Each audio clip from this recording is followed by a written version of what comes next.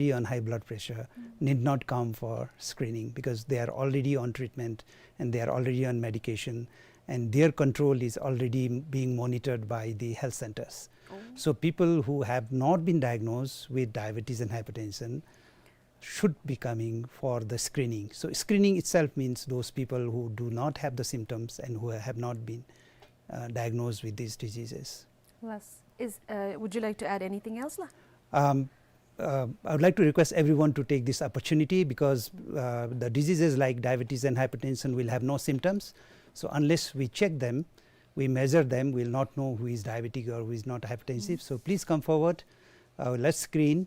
The best part of screening is if we can start the medication before we start the symptoms, we can prevent the damage of organs like the kidney and the heart. And if we control right from the beginning, the complications are not going to develop. Thank you so much. Thank you very much. Coinciding with the 69th birthday of His Majesty the 4th Dugebo, the Bhutan Trust Fund for Environmental Conservation launched its Roadmap 2040 yesterday. The roadmap targets 4 priority thematic areas to ensure long-term sustainability and resilience for Bhutan's environment, economy and people. According to officials, BTFEC's Roadmap 2040 will ensure a sustainable future for environmental conservation. The roadmap is so important, it is till 2040. We have made a roadmap till for the next 15 years. And it is very important for us right now because the whole global shift to environmental concerns are very high. Bhutan is like the hope. We create a hope for many nations. So while we engage more with the environmental organizations with the outside world, it is so important to tell our story, to give them hope, to inspire them. The 4 target areas were chosen based on the Royal Charter issued in 2021. According to officials, it will shape the country's conservation and climate action efforts for the next 15 years. The area of focus include conservation of biological diversity, enabling human-wildlife coexistence, mitigating and adapting to climate change, and addressing adverse impacts of development on the environment. According to officials, Bhutan's rich ecosystems face serious threats such as habitat loss and climate change. The organization will prioritize the conservation of threatened species, restoration of degraded land, and sustainable utilization of natural resources, among others. Since our people in rural areas mostly live in forested areas, there is a lot of conflict arising between wildlife and our population, and so we are targeting our funds in a way that it mitigates such conflicts. The roadmap intends to boost climate resilience through targeted investments in mitigation and adaptation strategies, including contributions to the Bhutan Climate Fund. As an offshoot of heightened development in the country, we are seeing lots of negative impacts. So waste management now is increasingly becoming a very difficult issue, especially in our cities and more populated areas. Under our 4th thematic area, we are going to look at making investments in these areas to again mitigate these issues.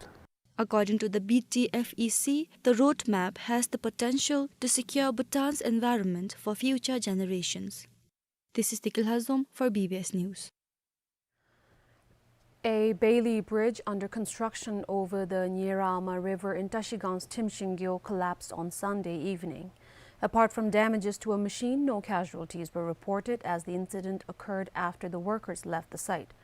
Works to launch the bridge parts began a few days before the incident. A private construction company was constructing the bridge abutment along with the approach road for more than 9 million yutam.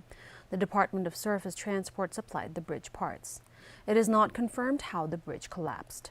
The department's regional office says it will soon deploy officials for investigation. The construction of the 170-foot bridge started in January this year to be completed in August. However, the construction got delayed due to monsoon with falling boulders, hampering the work progress. The bridge construction began after the old Bailey Bridge was damaged in 2022. Around 250 households of two chioks in Lower Timshing are affected without the bridge. To make people aware and become law-abiding residents of the upcoming Gyeolfu Mindfulness City, a sensitization program is underway in Gyeolfu on laws, crime and punishments, road safety and traffic rules and regulations. Former Chief of Police Kyupchu Namgil is conducting the program, which is due to be completed on Saturday. Members of the business community and building owners gathered at the Gyeolfu Higher Secondary School yesterday. The former Chief of Police informed the gathering that the Gyeolfu Mindfulness City will have separate laws ensuring zero crime, zero corruption and a drug-free society.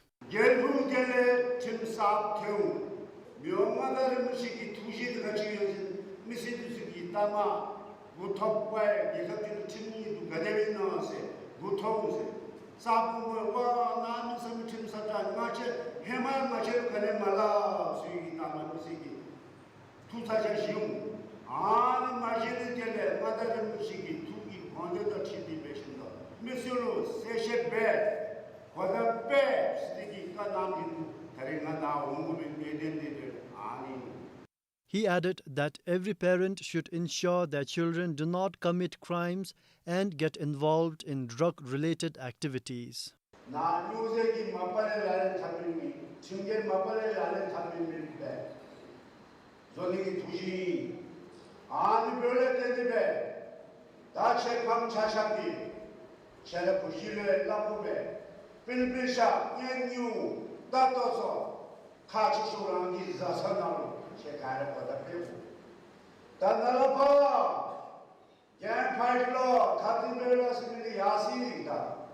He also reminded everyone to abide by traffic laws.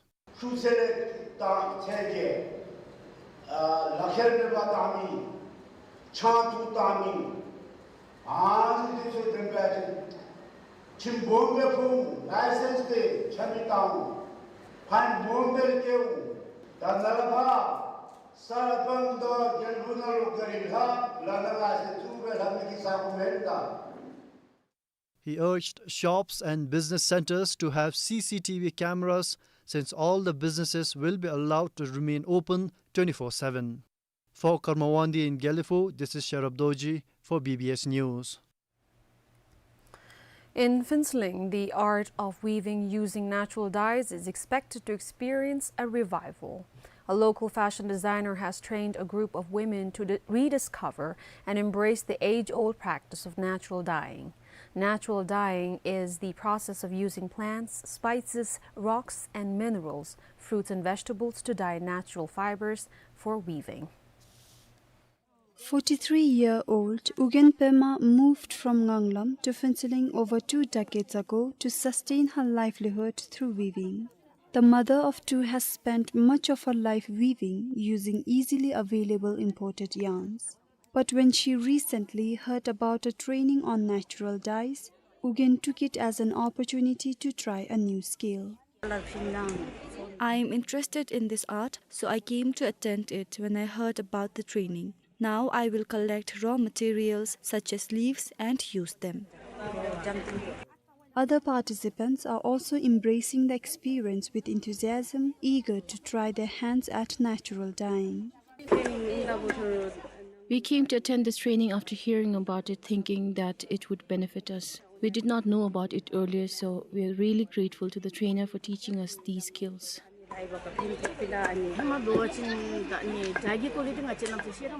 We did not have knowledge about natural dye. This is our first time. We only use imported yarns. This training gives us an opportunity to explore and create different colors. Tourists are visiting our country and using natural dye can help earn good price. Lina, a local fashion designer, is the force behind this initiative, working to promote traditional techniques and support these women. Natural dye programs were never held in Chuka, so when I asked around, they were interested. I called a few of the weavers and told them to spread the message, and many have turned up, so it is encouraging. Although financing such training is a major challenge, for Lena, her passion is what keeps her going. For Gilidem in Finseling, Sonamidan for BBS News. A reminder of the headlines now.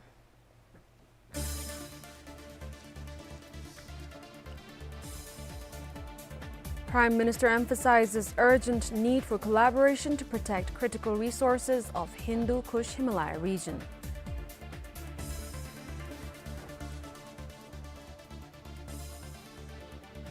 Nationwide screening for non-communicable diseases to begin from Thursday.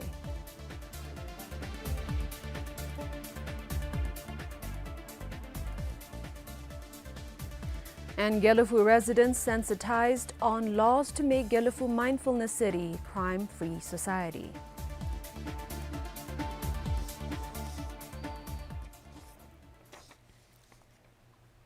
In the weather forecast from the National Center for Hydrology and Meteorology for the next 3 days, partly to mostly cloudy weather is expected over the country. Gusty wind is in forecast over the northern regions.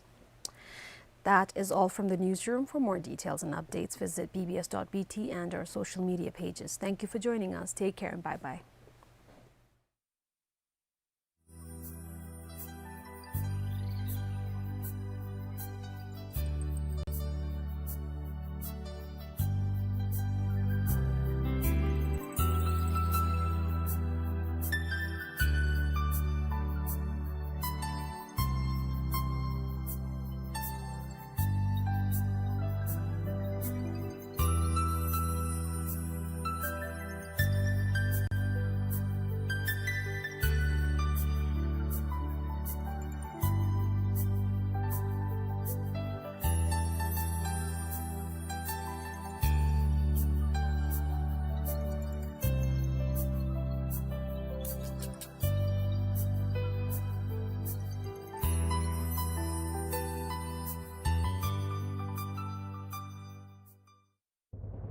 The Ministry of Health will be conducting a nationwide non-communicable disease screening program from November 14 to December 7, 2024. Screening for blood sugar, blood pressure, body mass index, and cardiovascular diseases assessment is conducted to detect conditions early, thus allowing timely intervention, management, and prevention of serious complications such as stroke, heart diseases, kidney failure, and blindness. Adults aged 18 years and above can visit your nearest health center or screening camp from 9 a.m. If you are hypertensive and diabetic with medication, you need not come for screening during the camp. Please follow your routine following at health facility. If you are 40 years and above, fasting is required.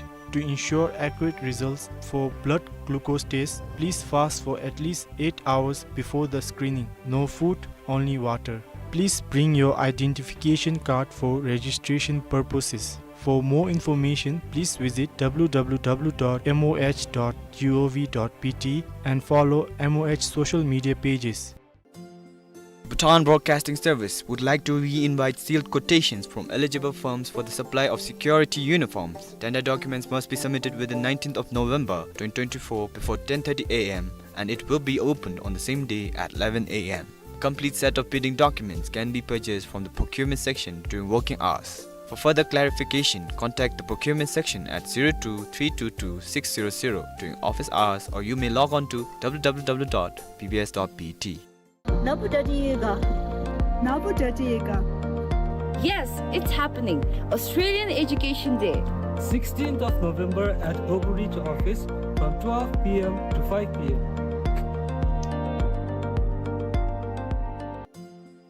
The Bhutan Broadcasting Service would like to invite sealed quotations from eligible firms for the supply of studio and IT equipment. Tender documents must be submitted within 3rd of December 2024 before 10:30 a.m. and it will be opened on the same day at 11 a.m. A complete set of bidding documents can be purchased from the procurement section during working hours. For further clarification, contact the procurement section at 02-322-600 during office hours, or you may log on to www.pbs.bt.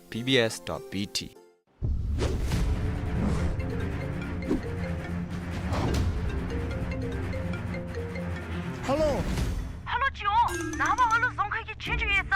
배치되면 명가. 야야, 온다. 왜 미도 샤우데미나 실리코신 맨 미도 샤웅하면 체임되미나 남님은 믿음에도 매보 추기디 가슴에 못해 아주 잘을 잡아봐야 해마행이 삶에 추기 쳐봤을 때 아이 삼대가 키즈 좀 해서 모르게 니마도 니 띵자대 오미 원로 니 포김 소미민니고 지가 좀 지내봐야 됐다로 만나 나와 알루기 종하기 촌주기 될래 심나 알루로 빼셔대마 쇼세 암술레까 휴지 탑타르를 배줘이가라 아나 니 감로스시 지원디 가서로 엄수매 니 정호 동태시 와 도움이다 가면 뭐 체이세 마빠 케미도 잠게 카다 동타디 샤다게 때 누주 가데베면 돼 코레 나바 알루기 춘주에 맵좀베 아스크림 지사베 드미모 때 알로 송가게 춘주나 펠테오메 체라 네 테랑걸 펠디 가데빙이로 단자 발성기 총주나디 유드케르 스킬기 앱기 까딜레 종카나 자샬리 굽치타노 다루티치 로브림 투비기 jungi 총주나로 자샬리 굽치고 게다 사 굽치고 구 깨니세명 자샬리 자게다 버친 카름 보은세모 왜 누주 이주겔 스킬 앱 세면디 도만다시가 사니치나 이렇게 스킬 세메데 송카이 셴 합장 베세 용데 림룩지임 림룩티야 셀진다 송카 공펠 레콩게 접줄 톨레 리메 똥바베 피우인 낭덴 소야 친주다 제위 낭덴 소예이 왜 암코레 알룰루 동하기 빼셔대니디 이주겔 스킬 앱디 이메 때 도토라 힘주날레 폰디 된데 다운로드 베신다 때 뒤집엔 가쟁이게 알루디기 동하날레 자살레 굽주 샤샤비 도다 투투비신 스바나기 마라이메 The Bhutan Broadcasting Service would like to re-invite sealed quotations from eligible firms for the supply of printing works for the financial year 2024-2025. Tender documents must be submitted within 19th of November 2024 before 10:30 a.m. and it will be opened on the same day at 11 a.m. A complete set of bidding documents can be purchased from the procurement section during working hours. For further clarification, contact the procurement section at 02-322-600 during office hours, or you may log on to www.bbs.bt. Experience every moment with BBS services. Whether it's the cultural vibrancy of a district situ, the thrill of archery, the passion of a football game, the wisdom of seminars, or any other life event, BBS has you covered. Our affordable packages and professional service bring your events to life. Contact our marketing officer for more information at Good evening and welcome to the program. Today we are tackling a topic that's increasingly impacting young people and families worldwide, cyberbullying. With the rise of social media, online harassment has become common, making it more important than ever to understand the risks and solutions. To shed light on this issue, we have social media influencer Namgizam and Sonam Sering, Associate Professor from the Jimmy Singh Wangchuk School of Law. Thank you so much for joining us. To begin with, Namgizam, you have been cyberbullied. Can you share us the story? Yes, I think everywhere in the world actually there's also research that shows that when you are a woman and you have a large following on social media, you tend to get more harassed online than men. And I've How had many followers you have? Now it's about 97,000 on Facebook, and That's I have about huge. 50 something on Instagram. And I don't get so much of that on Instagram because there was more degree of control. Like I could make sure, I could put off comments way before Facebook started it. So then on Facebook, I think for me was really at the time of my defamation suit. Anytime I would take a controversial stand. Which platform were you cyberbullied Facebook. on? Facebook, a lot. Right. So even now to this day, my Facebook, you can't message me on my page because that's a protective mechanism that I have for myself in place. Because I would get, now if you would ask me, the kind of messages that would come through really were sexual assault threats, also a threat to my life. Like people would just send me very graphic details of how they would want to stab me with a knife if they met me on the streets.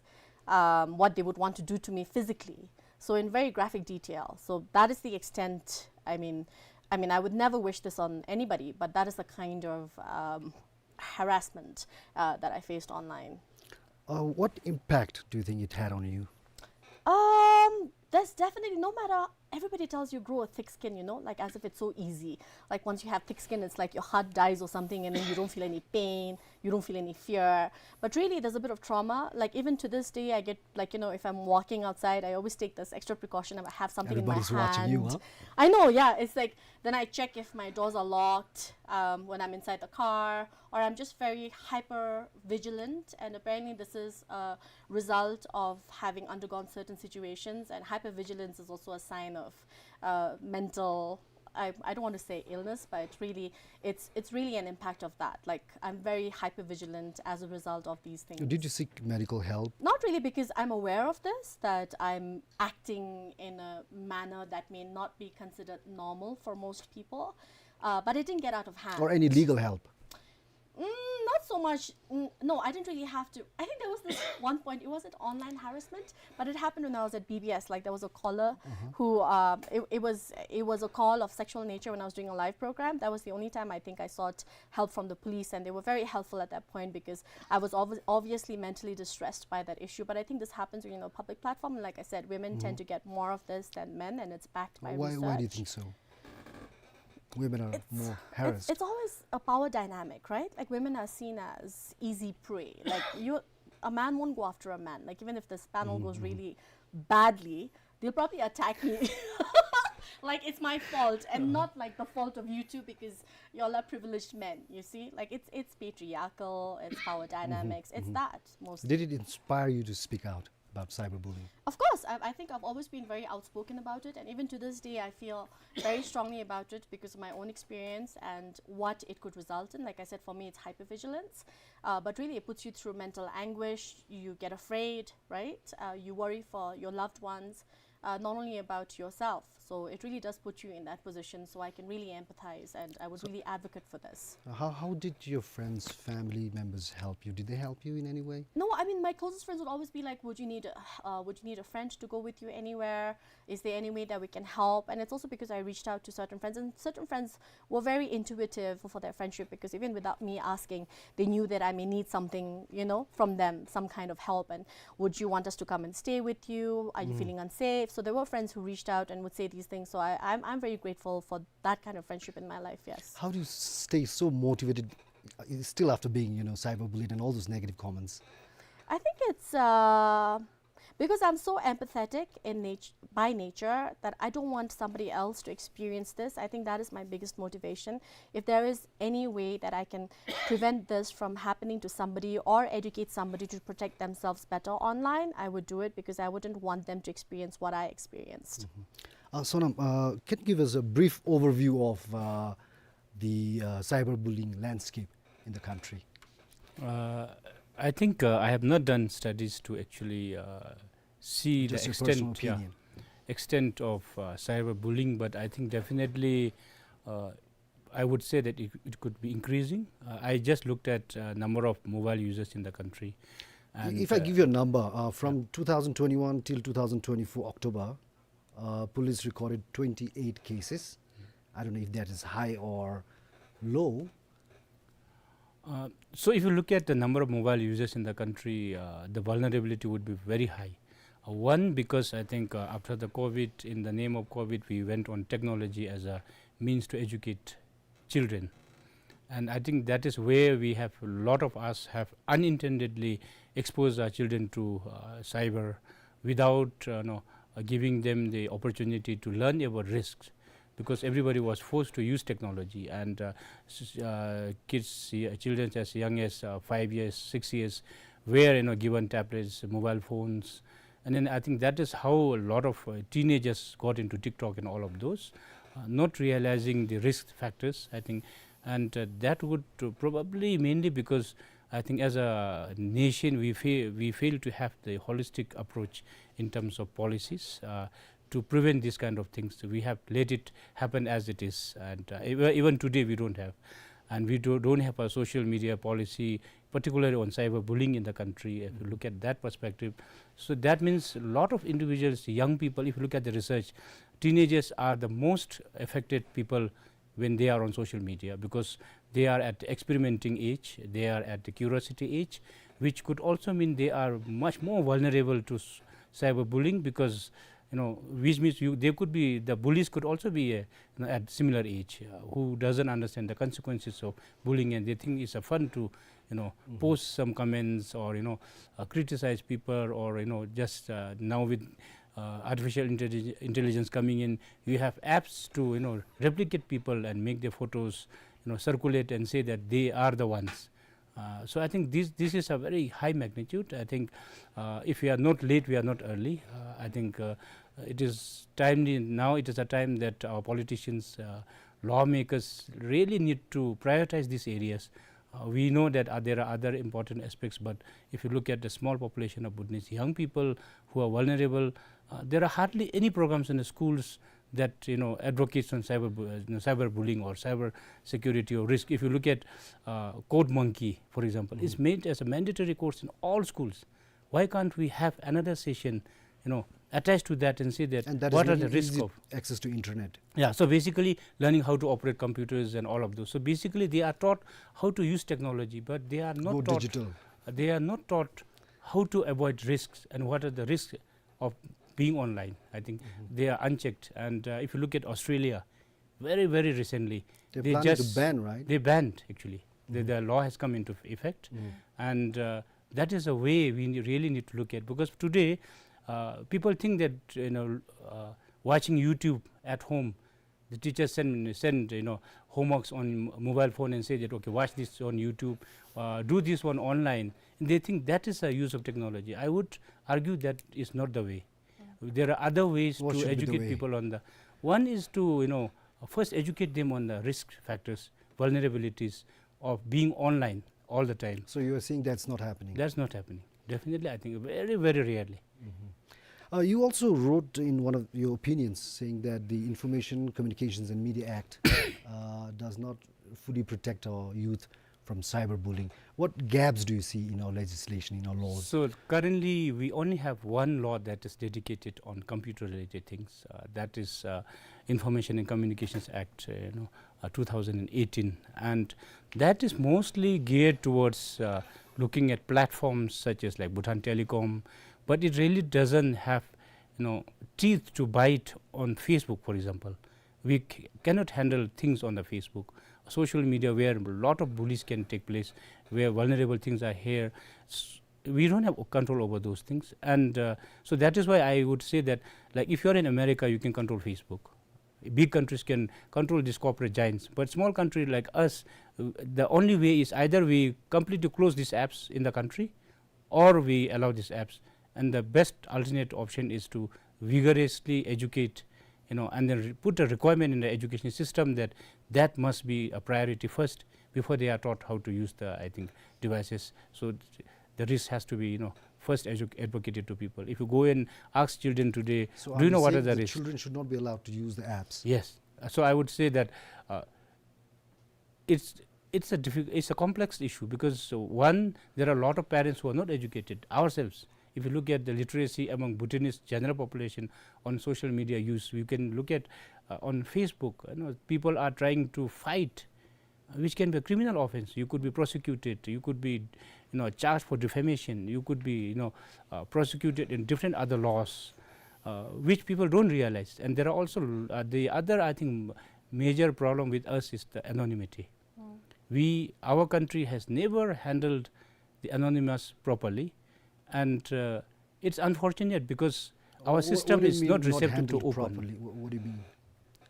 So if you I think the one of the reasons why anonymity is increasing is our system is not accepting and welcoming non-anonymous people. So let's say I write pieces, opinion pieces, and people are very they know who I am and they can fix me, and there are instances that people have come after me, and that forces people to go behind anonymous. Once you are anonymous, you think that you are now behind, nobody would see you, and then you, I think, then tend to show vengeance against people, try to traumatize other people deliberately, knowing that, oh, nothing will happen to me. Unfortunately, just let the public know that it is not the case. Digital footprints, it never dies, which means if we require, we can track down any anonymous person, irrespective of where they are. I think people should be aware of that, because some people think that once you are anonymous, nothing will happen to you, which is, I think, is a false impression. But Sonam, you write interesting pieces in Kinsil and other newspapers. Do you get cyberbullied? I have not been, fortunately, I think, as Namge said, maybe I am a man, and people don't tend to think that I am. Challenge you. You have to prove here, because he writes more inflammatory, controversial stuff than me, but he doesn't get any sexual assault threats, no? Yeah. See? So I think inherently, I think is a women, and with increasing number of women population in the country, which means then the vulnerabilities are very high. Also, I think people tend to know that if you bully women, because emotionally they are much more easy to break down in most cases, because they are much more, we call it women has a wisdom, so they tend to analyze and overthink, think much more better than men, and that I think impacts their mental health very, very deeply compared to men. Namge, what did you write actually that you were cyberbullied for? Well, one was, I mean, anywhere in the world. Critical? It doesn't even have to be anything critical. I can just say I'm vegetarian and people who eat meat will get upset. No, I'm just making light of the situation. But really, I think when you start asking accountability from people in positions of power, and there's just a lot of people who feel that it's not my place to be doing so, right? First of all, it's like, who am I? So every time I write anything, it could be critical, it could be taking a stand on the LGBT community in Bhutan, and they'd be like, who do you think you are to be saying something like this, It just could be anything, really. Do that you somebody still will write? Come. I mean, if there's something has that it changed anything? No, I mean, recently I wrote about cyberbullying, of course. And there were some people who were like, who are you to lecture people on cyberbullying, what did you write about etc. No, but I was like, how people should be wary about how they conduct themselves online, that there is a person, there's a human being on the other side, right? That when you're just sitting in front of your computer or you're typing on your phone, I think you tend to forget that the other person also has feelings like you do, right? And the words are going to have an impact. But I feel like when people are online, they just seem to forget that all decency, and you just feel like you want to say whatever comes to your mind without any filter.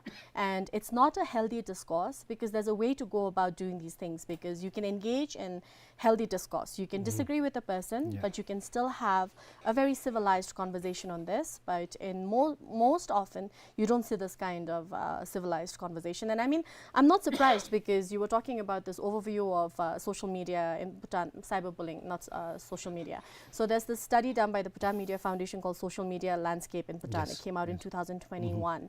And then they found in the study that at least 50% of internet users in Bhutan have no idea about ethical conduct online, don't know anything about how to do things online, right?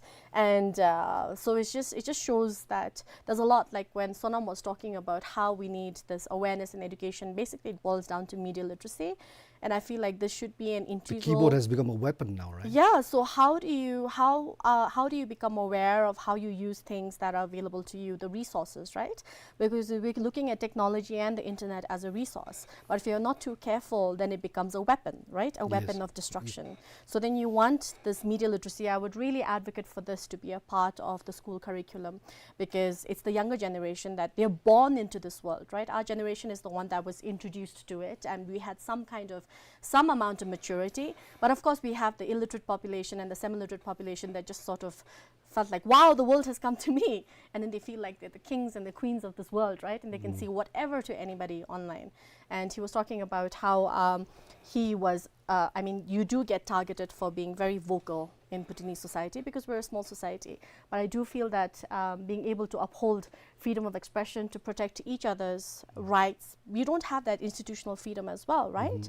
I mean, it's there in the civil service rules that you can't criticize the people that you work for, the institution that you work for. So there's an institutional acceptance and endorsement of the fact that your rights are limited, right? So I think we need to work on that, and I think that's what Sonam meant when he said I mean, we've nurtured an environment where everybody is encouraged to speak under a cloak of anonymity. Namgya, how do we recognize that you're cyberbullied? How do I know? Because I read somewhere that just one comment is not considered cyberbullying. Yes. Maybe not just one comment, that might be unkind or it might be hate speech, but then it takes on a certain pattern. Now, speaking from my own experience, I'm no expert on cyberbullying, but I'm just speaking about it from experience. It's this non-stop, relentless assaults on you, your character, your family, and it's just basically negative from the start to the finish, and you've really not done anything to the person who is sending you these comments. It's anonymous, right? Yeah, and anonymous. Many of them. Oh, now there are some young people who do it, but they don't realize that this is online bullying. I think it also comes from a place of ignorance. So really, there's this very harsh, unkind words and unkind exchange, or sometimes they just call you out. Like they might say certain words that I can't say on BBS right now, and then you know that this is not meant to be engaged. It's not positive engagement at all. So then it's just really relentless, and it just keeps coming at you. How do you but then handle this? By law in the penal code, it's anything that causes you mental distress and anguish. Am I correct or not? Right? This experience. So that is how you know that you've been bullied or harassed online. How do you handle that? I think I know myself very well, but I wouldn't say that for a lot of young people online because now I'm almost like 40. My husband doesn't like this when I say my age, but I'm very comfortable saying it. But it comes from age, from experience. But for the younger population, I think you really need a support group. When you put yourself out there, you need to be aware that you're putting yourself on a public platform and what is going to come back can't be controlled. But of course, now social media has regulatory mechanisms like where you can turn off comments. So I have all my comments turned off on TikTok. So I think every social media app, they have a tool where you can seek support. Yes, right? and you don't have to like Is my it helpful? rule is, Did you try that? It is very helpful. Like I have my mental health intact because nobody can message me on Facebook. They can put comments, but if I feel like it's getting out of hand, I turn off the comments, and only people I follow can comment on certain posts of mine. But I feel like you can really you shouldn't worry about protecting yourself. You can create content and put it out there, but as soon as somebody is unkind to you or rude to you, like I say, my house, my rules. What you can do, you can block you the person? block them. That's Yeah, right. I love blocking people, and I encourage young people to do this. It's the best for your mental health. Yeah. So then what, how do you compare our laws with, other countries when it comes to cyberbullying? I think cyberbullying is a recent phenomenon, and a lot of countries are still trying to figure out what is the best way to, legally regulate. Because this is a virtual space, and it depends on which country you are in. As I told you, let's say you are in the United States, you have the control over the entire corporate itself. The Instagram corporate or whoever is Meta company is based in US. So US legislatures can come up with a law, and that is why you see that in US they have a YouTube for kids, which is if you in Bhutan, if you download it says not available in your country, which means we don't have control over these corporate giants, and that means we need to have a different laws. Now one way to have these laws is that of course we already have a penal code. Penal code in no way says that any bullying has to be done physically. Any form of bullying, whether on cyber or not, if it can fulfill the elements under the penal code, you can just use penal code. So we have laws in place, but we need to have more laws in terms of looking at how we can address this cyber bullying, because lot of the technology laws has to be enhanced properly, because with AI coming in and a whole lot of things which are not can be ambiguous under the current laws.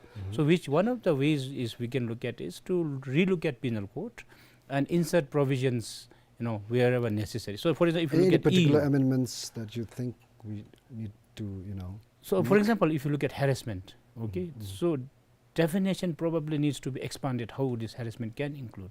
For example, the current harassment law does not really say that if you put a negative comment repeatedly on somebody's social media, it amounts to harassment. So it is more difficult to prove. But if you add this, for example, in a harassment and say that harassment includes, besides the existing ones, also on social media or virtually or otherwise, could includes comments, likes, dislikes, for example. If everybody, today the social media has like, dislike. If everybody dislikes that post, there is a tendency that the person would then get into problem, because that person really feels that why everybody is disliking what I have posted. That could have an impact. So basically, if you look at the definition of what is cyberbullying or a bullying itself, it's not about how to define. It's a complex, definition that internationally not agreed, but it is actually if other person is feeling hurt mentally or otherwise, including committing suicide, attempting to commit suicide, or getting into depression, or affected of his normal duties, not able to eat, for example, because he want to get isolated out of those because there were comments that could actually constitute a bullying. So basically that definition has to be brought enough in our laws. Our current laws are designed 20 years ago to meet Do you that think requirement. we need to talk to youth in shaping policies? Is that happening right now? So the current system, I think not just us, I think globally politicians think that it is their job to do, and also in our Bhutanese context, if you look at our time, we never used to be in front of more older people. We think that okay, we need these young people go out and play around. We don't come. We are talking something useful, and I think that still here. And I think our politicians, the politicians reach out to me, for example, what do you want to talk, what do you want to tell about bullying, cyberbullying? They might come to me because they know I am a lawyer, right? But not necessarily I may have experienced any kind of What bullying. would you tell the parliamentarians, So I would definitely tell them that, would you mind trying to find people who got bullied at a younger age and see what kind of problems they have, and then ask them what could be done. They may come up with a better idea, because today's young people have so much exposure to different technologies, and they sometimes are much better than us in terms of creativity, coming up with innovative ideas. We cannot rule out and say that we are the best. We will never be the best. They are the futures. They may be much ahead of us in terms of these technologies. So I think we have to take the cognizance that the young people needs to be consulted, and there are a lot of youth groups today.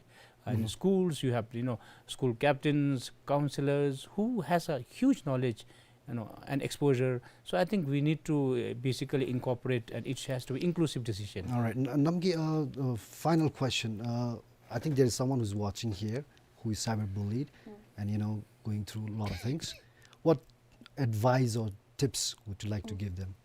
I think first of all, if anything that causes you to lose sleep or causes you despair and anguish, you should be able to reach out to somebody you trust and have a conversation about this. And like I said, but the first step before you even reach out to people is to block these people and not allow them to come and abuse you on your platform.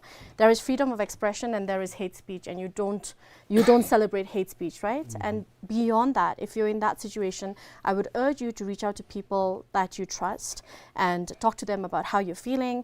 I also urge you to reach out to authorities for mental health services, and also reach out for legal services, reach out to the police, and they can, it's just a petty misdemeanor at this point, so I hope that this can be revisited, and I support Sonam saying this.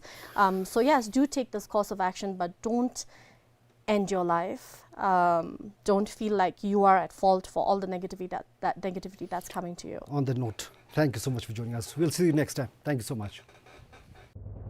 The Ministry of Health will be conducting a nationwide non-communicable disease screening program from November 14 to December 7, 2024. Screening for blood sugar, blood pressure, body mass index, and cardiovascular diseases assessment is conducted to detect conditions early, thus allowing timely intervention, management, and prevention of serious complications such as stroke, heart diseases, kidney failure, and blindness. Adults aged 18 years and above can visit your nearest health center or screening camp from 9 a.m. If you are hypertensive and diabetic with medication, you need not come for screening during the camp. Please follow your routine following at health facility. If you are 40 years and above, fasting is required. To ensure accurate results for blood glucose tests, please fast for at least 8 hours before the screening. No food, only water. Please bring your identification card for registration purposes. For more information, please visit www.moh.gov.pt and follow MOH social media pages. Bhutan Broadcasting Service would like to re-invite sealed quotations from eligible firms for the supply of security uniforms. Tender documents must be submitted within 19th of November 2024 before 10:30 a.m. and it will be opened on the same day at 11 a.m. A complete set of bidding documents can be purchased from the procurement section during working hours. For further clarification, contact the procurement section at 02-322-600 during office hours, or you may log on to www.bbs.bt. Yes, it's happening. Australian Education Day. 16th of November at Oakridge office from 12 p.m. to 5 p.m. The Bhutan Broadcasting Service would like to invite sealed quotations from eligible firms for the supply of studio and IT equipment. Tender documents must be submitted within 3rd of December 2024 before 10:30 a.m. and it will be opened on the same day at 11 a.m. A complete set of bidding documents can be purchased from the procurement section during working hours. For further clarification, contact the procurement section at 02-322-600 during office hours, or you may log on to www.bbs.bt.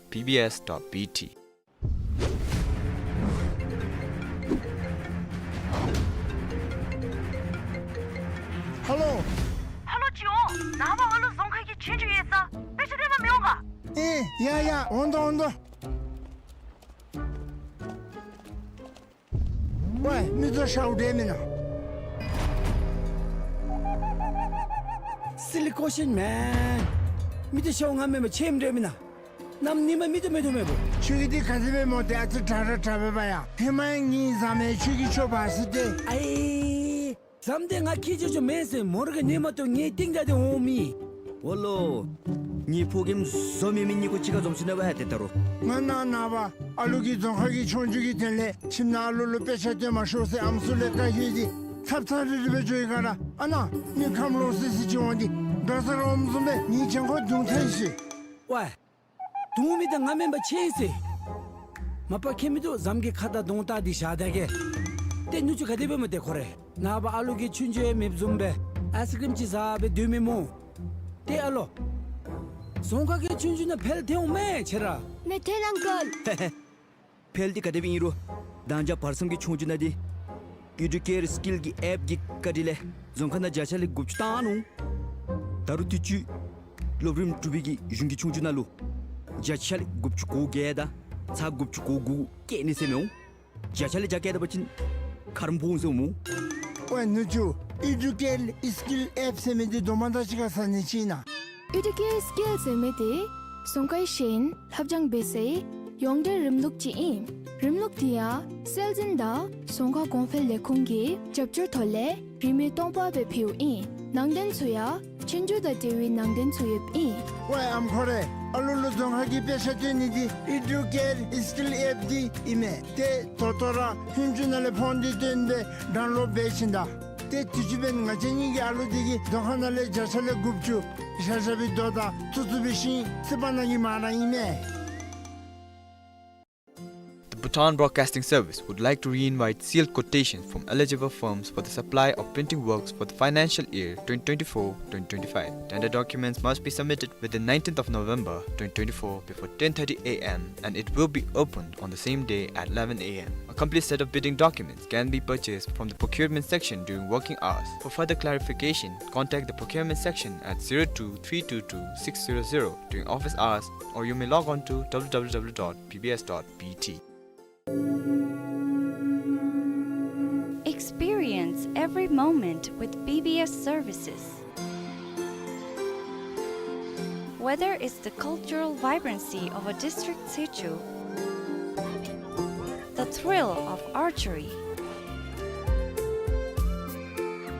the passion of a football game,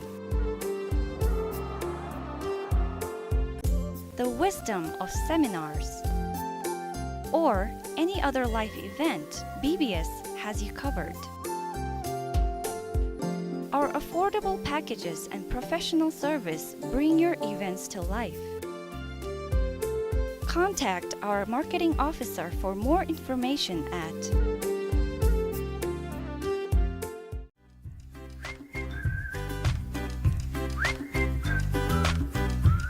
Today my dog made me happy. When I woke up early in the morning, my dog was by my side.